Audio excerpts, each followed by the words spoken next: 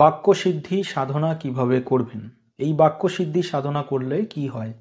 বাক্যসিদ্ধি সাধনা করলে আপনি মুখ দিয়ে যে বাক্যটাই বলবেন না কেন সেটাই মন্ত্রের মতো কাজ করবে, সেটাই মন্ত্রশক্তি হবে।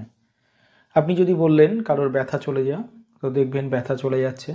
এমনকি বাক্যসিদ্ধি সাধনাকে প্রকৃতিকেও বশ করা যায়।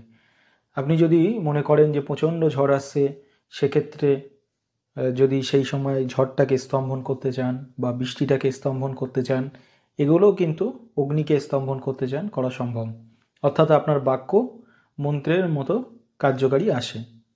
তবে ভালো কর্মে যেমন ভালো ফল হয়, অপকর্মে তেমনি খারাপ ফল হয়। আপনার হয়তো বাক্যসিদ্ধি সাধনা হয়েছে, তার ফলে আপনি কারোর অনিষ্ট করছেন, ক্ষতি করছেন, প্রকৃতির বিরুদ্ধে কাজ করছেন, তাহলে সেই শক্তি আপনার থাকবে না এবং ভয়ঙ্কর ক্ষতি আপনার হবে। তো এই সাধনা করতে গেলে কি করতে হয়? সাধনার অনেক রকম পদ্ধতি আছে, যেমন বাক্যসিদ্ধি কিছু মন্ত্র আছে, গুরুমুখী মন্ত্র আছে, যেগুলি 41 দিন, 21 দিন, 90 দিন, 3 বছর, 12 বছর এরকম সাধনার পদ্ধতি আছে।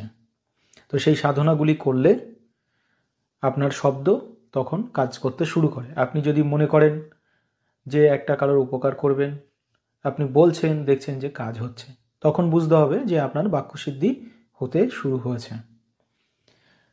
বীজমন্ত্র জপ করে আস্তে আস্তে বাক্যসিদ্ধি আসে। এমনকি দক্ষিণাকালীর মন্ত্র বা দশমহাবিদ্যা মন্ত্র বা যে কোনো সাধনা করলে সাধক যখন ঐশ্বরিক শক্তি লাভ করে, আস্তে আস্তে তার কথায় কিছুটা হলেও কাজ করে। তবে বাক্যসিদ্ধির জন্য আলাদা আলাদা মন্ত্র আছে, যেমন মাতঙ্গীর মন্ত্র। মাতঙ্গী দেবী হচ্ছে রবির ইষ্টদেবী, সূর্যের ইষ্টদেবী, বা সরস্বতী আপনি বলতে পারেন। মাতঙ্গী মন্ত্র জপ করলে বিদ্যা লাভ হয়, যশ মান সম্মান লাভ হয়, তেমনি বাক্য সিদ্ধি হয়। এই মাতঙ্গী মন্ত্র আপনি কোথায় পাবেন? মাতঙ্গী মন্ত্র তন্ত্রসার বইতে আছে, আরও কিছু কিছু বইতে আছে, এমনি নেটের মধ্যেও আছে। তবে সেগুলো প্রাণহীন থাকলে কার্যকারী আসে না। তার জন্যে মাতঙ্গী মন্ত্র আপনি গুরুর কাছ থেকে বা কোনো তান্ত্রিকের কাছ থেকে, কোনো সাধকের কাছ থেকে অনুমতি নিয়ে নেবেন, যদি সম্ভব হয়।